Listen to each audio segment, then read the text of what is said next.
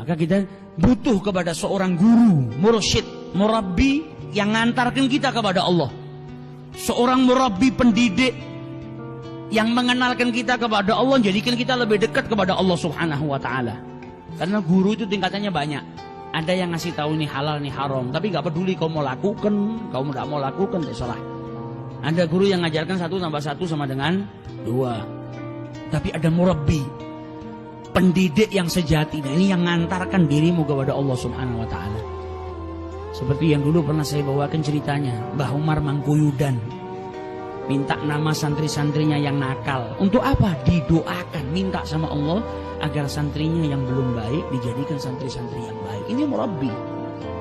Berjuang bagaimana caranya santri-santrinya ini sampai kepada Allah Subhanahu wa taala. Mendidik kita betul-betul supaya kita betul-betul kenal Allah, dekat dengan Allah Subhanahu wa taala. Ada satu yang penjelasannya luar biasa, bisa memberikan pemahaman kepada kita yang gampang.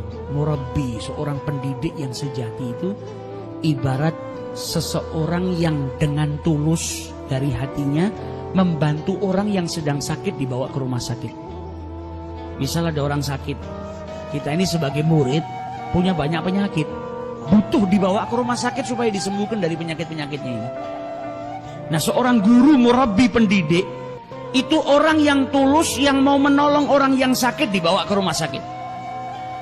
Orang yang tulus mau menolong orang yang sedang sakit dibawa ke rumah sakit itu, kalau sampai di tengah jalan dia dimuntahin, atau yang sakit itu kecelakaan misalnya keluar darah sampai ngotorin badannya, itu nggak akan memberhentikan dirinya untuk menolong. Walaupun dimuntahin tetap dibawa ke rumah sakit, niatnya tulus untuk menolong. Tapi kalau bukan murabbi, bukan orang yang tulus menolong orang yang sakit, bahwa orang yang sakit tengah jalan dimuntahin, dibuang.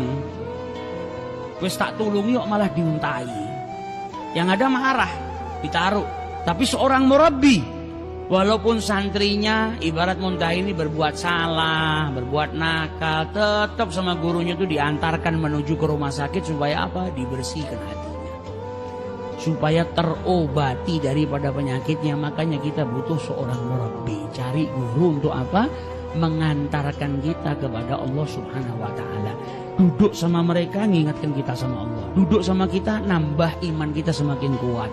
Duduk dengan guru yang seperti itu jadikan kita semakin ingin mendekatkan diri kepada Allah. Jadikan kita semakin istiqomah, gak ingin ngelanggar perintahnya Allah, senantiasa ingin taat sama Allah Subhanahu wa taala. Nah, itu manfaatnya kalau kita beristiqomah atau punya seorang guru yang mengantarkan kita kepada Allah Subhanahu wa taala. Dalam kitab Syairus Salikin karangan Syekh Abdus Somad Al-Falimbang, ulama tasawuf dari Palembang, mengutip dari perkataan Syekh Abu Yazid Al-Bustami radhiyallahu an. Ibaratnya adalah talabu syekh fi thariq wajibun ala kulli murid walau kana min akabiril ulama. Mencari mursyid di dalam thariqah menuju kepada Allah hukumnya wajib, walaupun ulama itu sudah disebut pembesarnya ulama.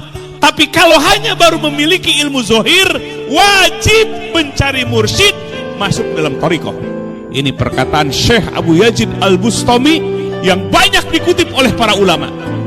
Kenapa? Supaya menggenapkan ilmu yang zohir dengan ilmu yang batin, fikih dengan tasawufnya supaya jelas terpadu antara ilmu zohir dengan ilmu